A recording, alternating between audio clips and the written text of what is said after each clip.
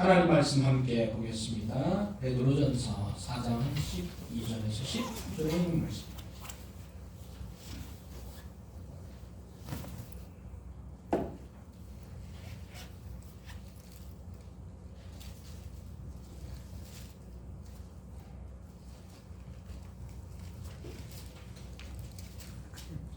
베드로전서 4장 12절에서 19절에 있는 말씀.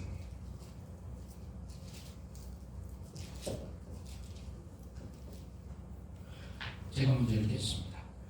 사랑하는 자들아, 너희를 연단하려고는 불시험을 이상한 일 당하는 것 같이 이상히 여기지 말고 오히려 너희가 그리스도의 고난에 참여하는 것을 즐거워하라. 이는 그의 영광을 나타내실 때 너희를 즐거워하고 기뻐하게 하려 함이라. 너희가 그리스도의 이름으로 치욕을 당하면 복 있는 자로다. 영광의 영 곧 하나님의 영이 너희 위에 계심이라. 너희에게 모든이 사단이나 둘이나 악행이나 남의 일을 간섭하는 자로 생각하지 말지니라. 만일 그리스도인으로 고난을 받으면 부끄러워하지 말고 도리어 그 이름으로 하나님께 영광을 돌리라. 하나님의 집에서 심판을 시작할 때가 이르니 만일 우리에게 먼저 하면 하나님의 복음을 순종하지 않는 자들의 그 마지막은 떠올라. 또 의인이 겨우 구원을 받으면 경건하지 아니한 자와 죄인은 어디에 서려. 그러므로 하나님의 뜻대로 고난을 받는 자들은 또한 선을 행하는 가운데 그 영혼을 이끄신 창조주께 의탁할지어다. 아멘.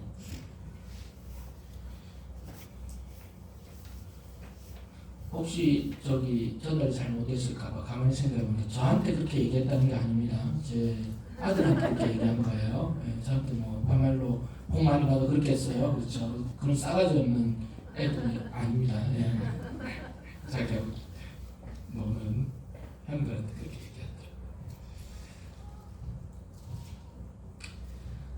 얘기했죠. 유기라는 사람이 1311년 저술했던 백전기략이라고 하는 책에 이런 말이 있습니다. 100가지 전투의 기술 이런 것이 있죠. 거기 산전수전이라고 하는 표현이 나옵니다. 산전이라고 하는 것은 산에서 싸우는 전투를 말합니다. 그리고 수전은 물에서 싸우는 전투입니다. 여러분, 산에서 싸우는 전투하고 물에서 싸우는 전투는 그냥 평지에서 싸우는 것보다 훨씬 힘들죠. 더 강력한 체력, 또 더 고도의 기술이 필요하고 또 피해와 희생이 더 만만치 않을 것입니다.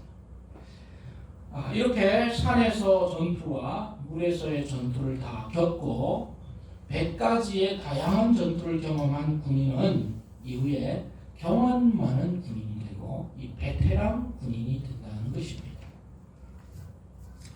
이것은 사회생활, 직장생활을 오래 한 사람들에게도 해당되는 말이죠. 처음 사회 초년생으로 하면 이런 일, 저런 일을 겪으면 당황하지만 10년, 20년, 30년 경험하면 그것이 그렇게 어려운 것이 아니라는 것을 대처할 수가 있습니다. 또 결혼하고 자녀를 시집 보내고 장가 보낸 사람들도 산전수전을 다 겪은 사람들이 될 것입니다. 신앙생활을 한 20년 이상 오랫동안 한 성도들에게도 그런 산전수전들이 있을 것입니다. 그리고 목회자로서 오랜 연륜을 보낸 연세가 지긋한 목사님들도 한결같이 경험한 일들이 바로 그런 다양한 경험일 것입니다. 우리의 인생살이나 신앙생활도 어떤 의미로는 이 땅에서 하는 그런 전투만이 아니라 산에서 전투할 때도 있고 때로는 물에서 전투를 겪는 것 같은 이런 산전수전을 겪어가는 것과 유사하지 않은가 이런 생각을 해봅니다. 실패도 하고 또는 성공도 하면서 우리는 성장합니다. 그런 과정을 거쳐서 그것이 산전이든 수전이든 경험이 쌓이면 어떤 일에 이제는 놀라기보다는 그것을 의연하게 대처하는 그런 신앙인들이 되는 것입니다. 성도 여러분, 그런 굳건한 신앙인들이 되어주시기를 바랍니다. 어떤 일에 너무 놀라거나 너무 두려워할 필요도 없는 것입니다. 그래서 백전노장이라고 하는 말이 있지 않습니까? 100가지의 전투를 다 경험한 이런 여유 있는 그런 장수가 되면 좋겠습니다. 오늘 본문 베드로전서 4장 12절에서 19절에 보면 특별히 이 연단이라고 하는 단어와 그리고 시험이라는 단어와 이 고난이라는 단어가 자주 등장합니다. 13절에 보면 그리스도의 고난이라는 단어가 나옵니다.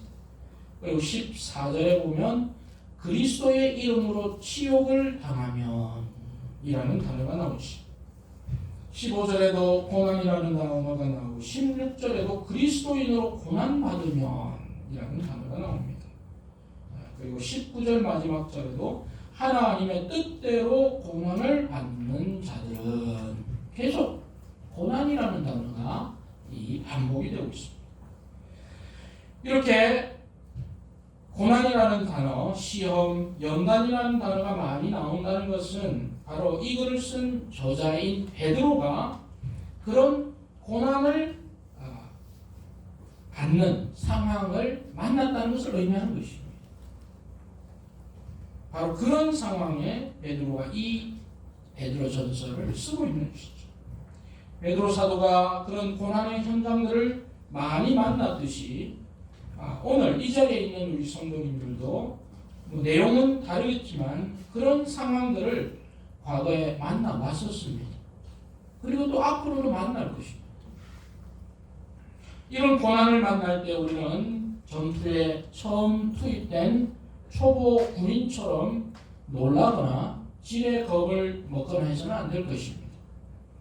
베드로 사도가 말씀해주는 오늘 본문 말씀을 통해서 고난을 만날 때 어떻게 의연하게 대처하는 그런 승리하는 그리스도인이 되면 좋겠다. 그런 생각을 해봅니다. 그래서 오늘 본문을 통해서 불시험을 당할 때라는 제목으로 함께 말씀을 나눠보기를 원합니다. 믿음의 성도들이 고난을 만납니다. 이 고난을 만날 때 우리는 그 고난을 어떻게 대처해야 하는지 베드로 사도의 가르침을 함께 듣겠습니다. 본문 12절 말씀 같이 읽겠습니다. 시작. 사랑하는 자들아 너희를 연단하려고는 불시험을 이상한 일 당하는 것 같이 이상히 여기지 말고. 우리는 불시험을 만날 때 이상하게 여기지 말아야 한다는 것입니다. 이상히 여기지 말고 그랬죠. 이상히 여기지 말라. 여기 보면 12절 시작을 뭐라고 말하고 있습니까? 사랑하는 자들아 이렇게 말하고 있어요. 사랑하는 자들아. 이 사랑하는 자들 누구일까요? 물론 베드로 사도의 편지를 받아서 읽는 사람들을 향해서 베드로 사도는 사랑하는 자들아 이렇게 표현하고 있죠. 그러면 그들만 사랑하는 자들이 아니라 또 좀 더 확대 적용해서 오늘 베드로전서를 읽는 여러분들도 어떤 사람입니까? 사랑하는 자들입니다. 그러면 누가 누구를 사랑합니까? 베드로가 당시에 자신의 편지를 읽는 사람들을 사랑한다는 말도 됩니다. 그러나 이 사랑하는 이 말은 베드로가 사랑의 주체이기도 하지만 오히려 베드로를 통해서 전달하는 누구의 말씀이죠? 하나님의 말씀. 그래서 여기 사랑하는 어떤 의미로는 하나님이 그 성도들 그들을 사랑합니다. 그리고 예수님이 그 성도들을 사랑하는 거예요. 그래서 성도는 어떤 사람입니까? 바로 주님의 사랑을 받는 사람입니다. 그 사실을 알아야 합니다. 사랑받는 사람이 자기가 누가 자기를 사랑해 주는가를 알아야 합니다. 성도 여러분, 여러분은 주님으로부터 사랑받고 있다는 사실을 기억하시길 바랍니다. 아멘. 주님이 여러분을 사랑해 주고 있습니다. 사랑하는 성도 여러분, 이 말은 목사님들이 많이 쓰죠. 상투적으로도 많이 쓰지만 어떤 의미로 목사님도 성도들을 사랑하지만요, 더 깊은 의미는 뭐예요? 하나님의 자녀된 여러분을 하나님께서 사랑하고 있다라고 하는 그런 의미인 것입니다. 올 한해 하나님의 사랑을 듬뿍 받으시는 여러분 되시길 바랍니다. 아멘. 그 사랑하는 사람들을 향해서 베드로 사도는 뭐라고 말하고 있습니까? 불시험을 당한다, 그런 말을 하고 있습니다. 시험을 당한다, 그렇게 말하고 있습니다. 단순히 시험이 아니라 여기 보면 불시험이에요. 예. 여러분, 불자가 들어가면 더 강력하죠. 예. 주사도 그냥 주사가 있고 무슨 주사가 있어요? 불주사. 여러분, 불주사 맞아보셨어요? 근데 예전에는 뭐 불주사라고 그러더라고. 난 불에 정말 지지는 줄 알았는데 그건 아니고, 그렇죠. 우리 불주사 맞았다, 옛날 그런 얘기 하잖아요. 왜 불주사가 있나 몰라요. 바늘이 더 셌는지 불에 달궈서 그런지 그러진 않을 건데. 불주사, 네, 불시험. 영어 성경에 보면 이 painful trial이라고 해요. painful, 더 고통스러운. 그냥 시험이 아니고 의례적인 시험이 아니라 고통스러운 시험이라 불시험이라, 그렇게 말해요. 불이라는 것은 태우는 거 아니겠습니까? 베드로 사도가 만난 시험은 단순한 의미의 어떤 고난 정도가 아니라 아주 고통스러운, 사람의 자유를 억압하고 신체를 가혹하게 파괴시키고 때로는 사람의 생명줄을 끊어버리는 그것을 말하는, 그게 막 불시험이에요.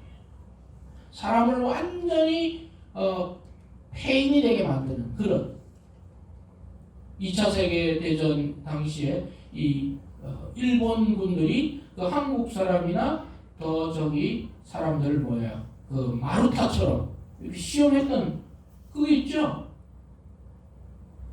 또 열받네요. 예. 잊을 수가 없잖아요. 그런 거예요. 그냥 사람을 힘들게 한 정도가 아니라 그냥 잔혹하게 한 거예요. 그것이 불시험.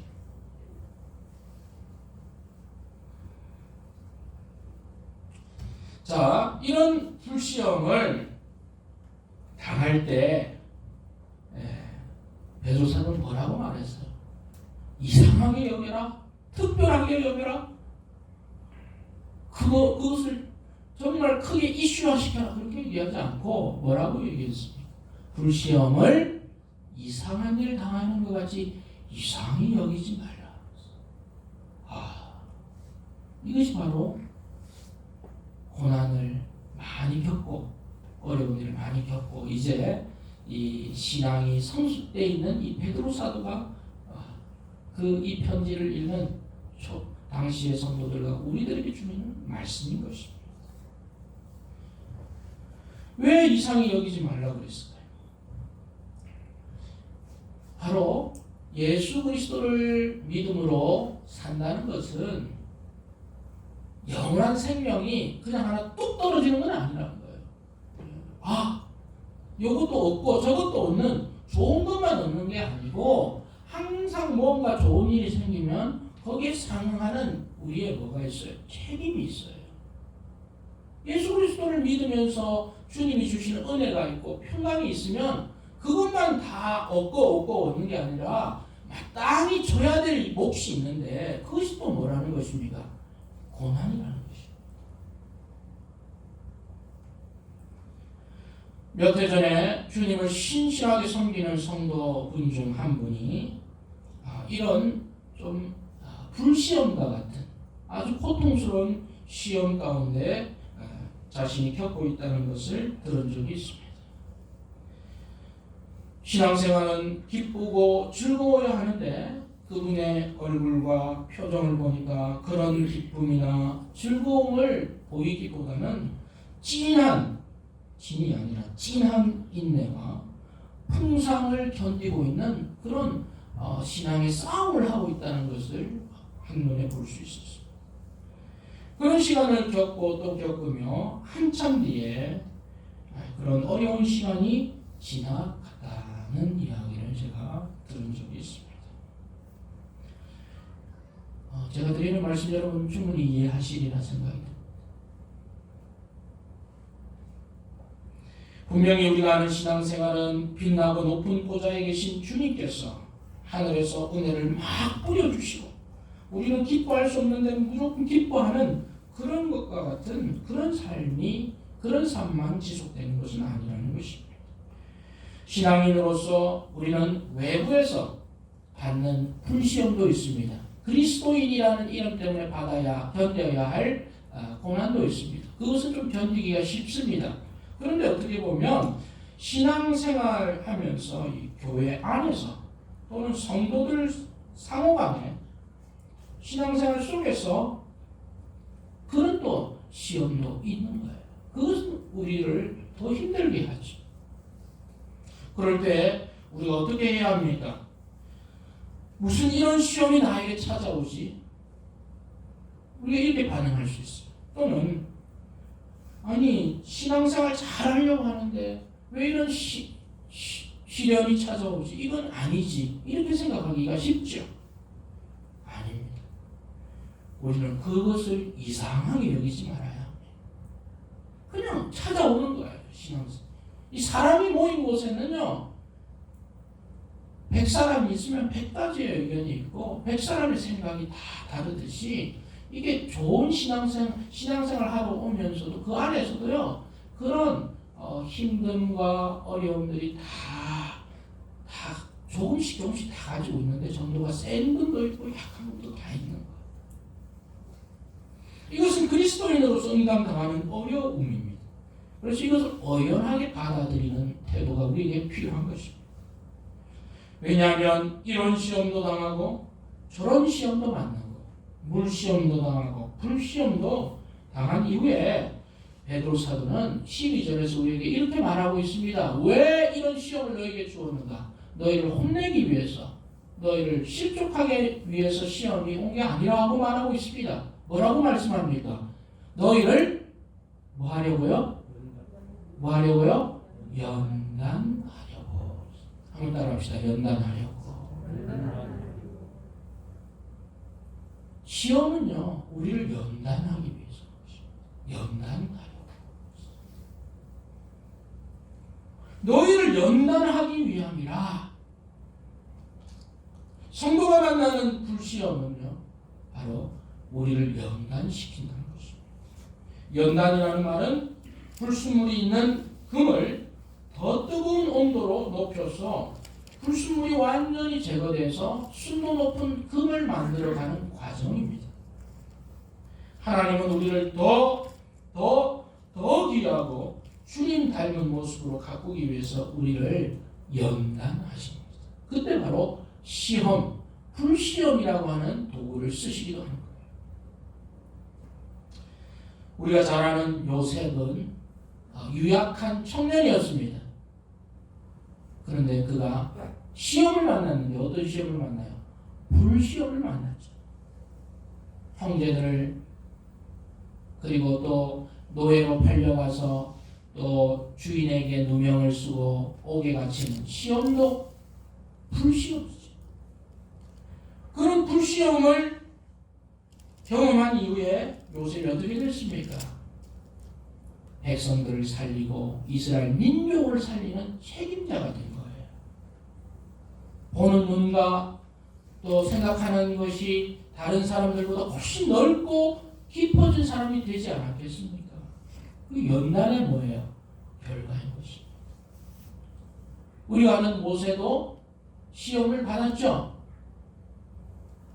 모세는 생후 직후부터 시험 받았어요. 우리는 생후 직후부터 시험을 안 받죠. 물론 그 부모님이 시험 받았긴 했죠. 그리고 그도 시험을 받아서 40년 왕궁에서 생활하고 40년 광야에서 생활하고 80년이라는 세월을 그가 어떻게 보면 정말 연단의 구렁텅이에 그냥 계속 떼굴떼굴 굴러갔어요. 아무것도 자기가 할 수 없다고 생각했던 그 80세가 되었을 때 하나님께서 그를 부르셔서 이스라엘 백성들을 정말 바로의 족쇄에서 구출시키는 그 누구도 할 수 없는 그 일, 그 80년이라는 세월을 보내고 연단이라고 하는 통에 들어가지 않은 사람은 할 수 없는 그 일을 누가 합니까? 모세가 하는 거 아니겠습니까? 바로 연단의 결과인 거예요.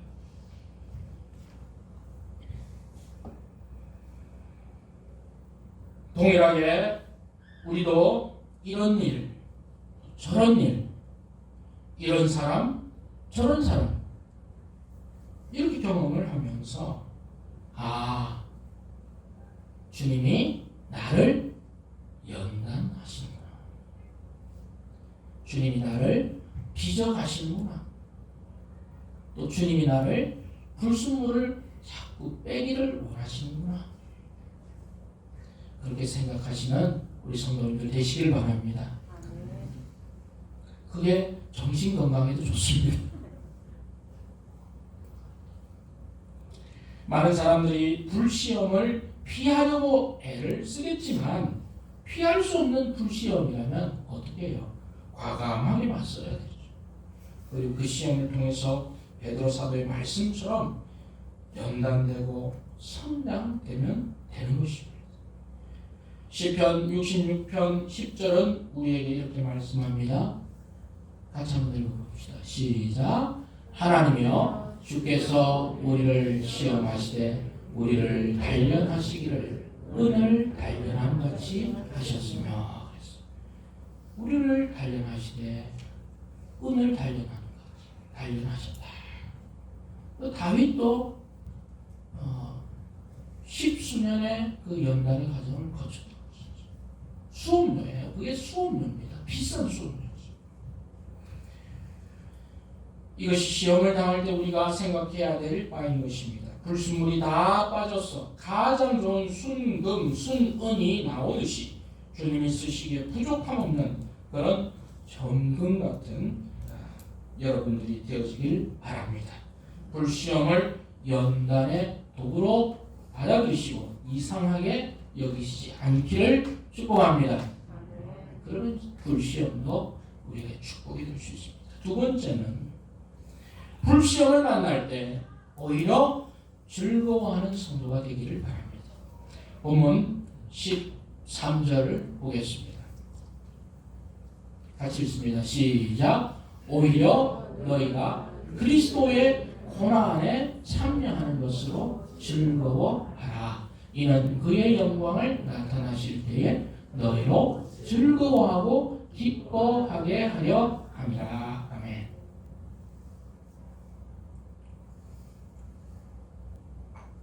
오히려 즐거워하는 성도. 그러기는 쉽지 않습니다만 여기 보면 베드로 사도는 오히려 이 완전 상황의 역전이죠. 불시험이 오면 오히려 너희가 그리스도의 고난에 참여하는 그것으로 즐거워하라 이렇게 말하고 있는 거예요. 그리스도의 고난에 참여하는 것으로 누구와 함께하는 것으로요? 그리스도와 함께하는 것으로 그리스도의 고난에 참여하는 것으로 그렇게 말해주고 있습니다. 무언가에 참여한다. 이것은 자발적이기도 하고 때로는 자격이 되었을 때 들여보내주는 것이기도 합니다. 아무런 사람을 그냥 참여시키지는 않습니다. 어떤 모임이 있으면 자격이 될 때 참여시키는 거예요. 저는 성서침례교회 목회자이기도 하면서 우리 성서침례교회 목회자분들이 있는 신교회에서 성침 트리뷴이라고 하는 잡지에 참여자이기도 합니다. 여기에는 6분 정도가 참여자로 있습니다. 1년에 봄, 가을 2번 잡지를 만듭니다. 그런데 이 책을 만드는 것, 이게 의례적인 것이긴 하지만 그 새로운 내용들을 매번 넣어야 되기 때문에 이게 쉬운 일은 아닙니다. 편집을 하기 위해서 회의를 하고 원고를 청탁하고 또 원고를 받아서 교정해서 이 책을 한 권 나오면 이게 참 이 기쁨이 되죠. 제가 지금 한 4년 정도 참여하고 있는데 이거 한다고 해서 뭐 더 주는 것도 없고 그거 되는 것도 없어요. 그냥 자발적으로 하는 거예요. 근데 한 번도 이 마감일을 여유 있게 맞추어서 작업한 적이 한 번도 없어요. 그래서 늘 이게 스트레스를 받는 거예요. 아유 이제 좀 안 했으면 좋겠다. 그렇게 해서 딴 사람한테 좀 했으면 좋겠다. 그런 생각을 합니다. 그런데 그렇게 생각하다가도 이 책이 한 권 딱 나오면 그래도 또 감사하죠. 이 어떤 수고가 이 책으로 열매가 된다는 게 감사하더라고요. 기쁨이더라고요. 그래서 제가 그 멤버로 참여하고 있다는 것이 책이 나오니까 감사하고 수고가 좀 잊어지는 것 같습니다. 말씀처럼 우리가 주님의 일을 할 때 그 일로 어려움이나 고난을 만나는 것은 지극히 당연한 것입니다. 주님의 일이라는 것은 늘 그렇게 힘이 듭니다. 그런데 그런 어려움이나 그것이 바로 단순한 어려움이 아니라 여기 나오는 것처럼 그리스도의 고난에 참여하는 것이다 라고 생각하면 상당히 수준이 높은 거예요. 우리가 어떤 존재길래 주님께서 나를 불러주셔서 주님이 경험하신 그 고난의 현장에 나도 참여하게 하실까? 내가 끼워달라고 해서 끼워주는 게 아니잖아요.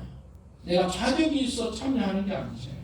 주님이 우리를 긍휼히 여기셔서 자녀 삼아주시고 그리고 우리가 주님의 고난에 참여하고 있다. 이것이 참으로 놀랍기도 하고 기쁘기도 하고 감사하기도 한 것입니다. 성도 여러분, 여러분이 주님을 섬기고 있는 것은 주님을 섬기는 것과 동일하게 주님의 고난에 참여하고 있다는 사실을 여러분 기억하시길 바랍니다. 고난에 참여. 주님이 당하신 그 고난, 주님이 경험하셨던 그 십자가의 그 죽음의 고난에까지 우리가 참여하지는 않지만 그래도 우리도 나름 주님을 섬기면서 겪는 여러 스트레스와 또 어려움이나 이런 것이 주님이 뭐라고 말씀하시냐면 그리스도의 고난에 너가 참여하고 있다는 그 말씀을 하셨다. 위로가 되시길 바랍니다.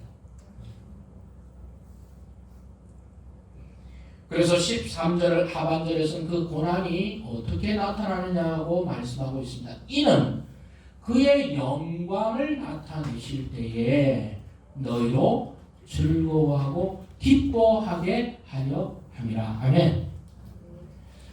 주님의 영광을 나타내실 때에 우리가 그리스도의 고난을 받고 참여한다는 것이 당장 영광을 드러내는 일은 아니에요. 당장 보상이 주어지는 일은 아닌데 여기 보면 주님이 영광을 나타내실 그때, 주님이 영광을 나타내실 때가 언제? 우리가 주님 앞에 갈 때, 그리고 주님 앞에 우리가 또 설 때, 그때 주님께서 영광의 몸으로 나타날 그때 호명하는 것이요. 그리스도의 고난에 참여한 사람 1번, 2번, 3번이 호명될 때 그때 내 이름이 호명이 되는 거예요. 즐거워하고 기뻐할 수 있는. 여러분 운동선수들이 우승하고 그 시상대 위에 서서 기뻐하는 그런 장면을 여러분 본 적이 있을 것입니다. 한 사람 한 사람의 이름이 호명되고 수고의 대가로 메달이 수여되고 그럴 때 그들은 누릴 수 있는 최고의 기쁨으로 즐거워하며 상을 가지고 잔치 같은 분위기를 연상되는 그런 기쁨. 성도 여러분, 동일하게 주님의 고난을 감당한 성도들에게 그런 즐거움, 기쁨의 순간은 당장 나타나는 것은 아닙니다만 그러나 전혀 없다고 말씀하지 않고 주님이 때에 영광으로 나타날 그때 우리도 즐거워하고 기뻐할 수 있는 기회가 있다는 사실 기억하시길 바랍니다. 그것이 바로 고난에 참여하는 성도들에게 주어지는 보상이에요. 그래서 베드로 사도는 14절에서 이렇게 말씀하고 있습니다. 14절에서 같이 읽습니다. 시작. 너희가 그리스도의 이름으로 치욕을 당하면 복 있는 자로다. 오히려 고난을 넘어서 때로는 치욕을 당하는 사람도 있어요. 그러면 그 사람은 오히려 복 있는 사람이에요. 왜냐하면 영광의 영, 곧 하나님의 영이 그 사람 위에 계시는 것과 같기 때문이다. 그렇게 말합니다.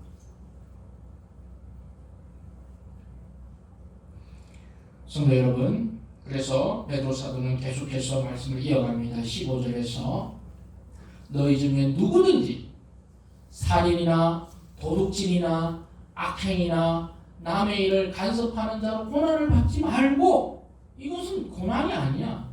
이는 응당 받아야 될 거야. 하나 더 추가하면 이게 목록이 하나 더 들어가야 돼요. 누구든지 살인이나 도둑질이나 악행이나 남의 일을 간섭하는 자나 학생폭력으로, 요즘 학생폭력 되잖아요. 그렇죠? 유명한 사람들, 뭐 선수들, 연예인들 잘 나가는 데 보니까 갑자기 뭐가 떠요? 학생폭력. 그래가지고 뭐야? 그 인기의 자리에서 뚝 떨어져. 이런 거 보면요, 참 말씀이 질린 것 같습니다.